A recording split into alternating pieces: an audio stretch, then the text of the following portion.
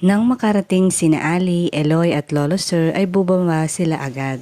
Nagpunta naman ang matanda sa di kalayuan upang namnamin ang simoy ng sariwang hangin habang si Ali naman ay pilit na naghahanap ng signal upang tignan daw ang pinakamalapit na lokasyon ng ospital in case of emergency.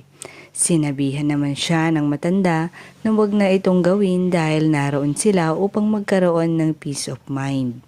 Sa kulungan naman, nakatanggap na muli si Fred ng ayuda mula sa lihim na nagbibigay nito, na walang iba pala kundi sina Ali. Tinanong nito kung maaari ba daw niyang makita kung sino ang benefactor nito. Ngunit sinabi ng jail guard na nakaalis na ito at hindi niya alam kung sino. Samantala, pinaupo naman ni Ali si Lolo Sir upang di masyadong mapagod. Muli nitong sinariwa ang mga alaala nilang mag-asawa. Naputol lamang ito nang hulihin ni Ali ang papalapit sanang lamok kay Lolo Sir sa pamamagitan ng electric racket. Sinabihan siya tuloy ni Eloy na dengue bag agad daw.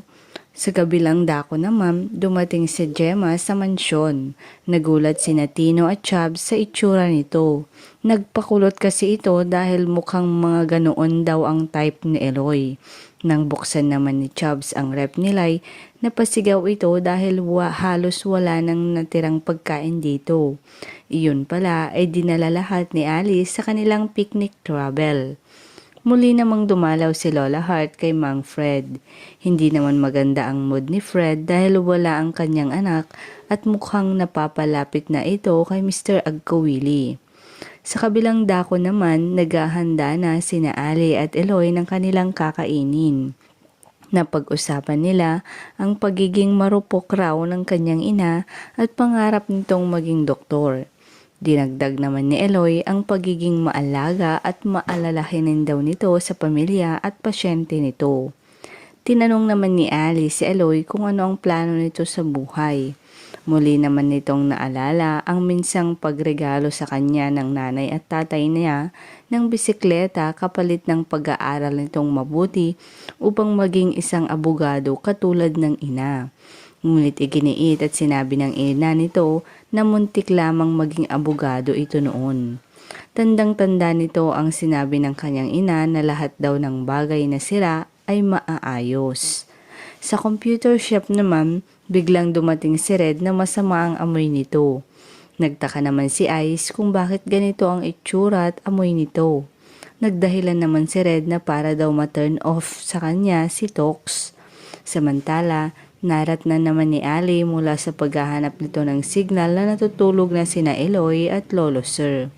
Nilapitan niya si Eloy upang gisingin, ngunit lalo pang isinandig ni Eloy ang ulo nito sa balikat ni Ali. Sa opisina naman ni Captain Rosales, binigay ng kanyang chief ang warrant of arrest ni Elorde Borja. Hindi naman umepekto kay Tox ang mga balak ni Ice at Red na magpa-turn off sa kanya. Nagising naman si Lolo Sir. Nakita nitong nakaidlip ang dalawa at muling inalalang nakaraan nilang mag-asawa na dati ganoon din daw sila noon. Mula sa computer shop naman, nakita ng tatlo ang isang mobile ng pulis. Lumabas ang mga ito. Sakto namang nakita nila si Lola Hart na kausap si Captain Rosales at tinatanong ito kung nasaan ba daw si Elorde Borja. Iniabot naman ni Captain Rosales kay Lola Hart ang warrant of arrest ni Eloy.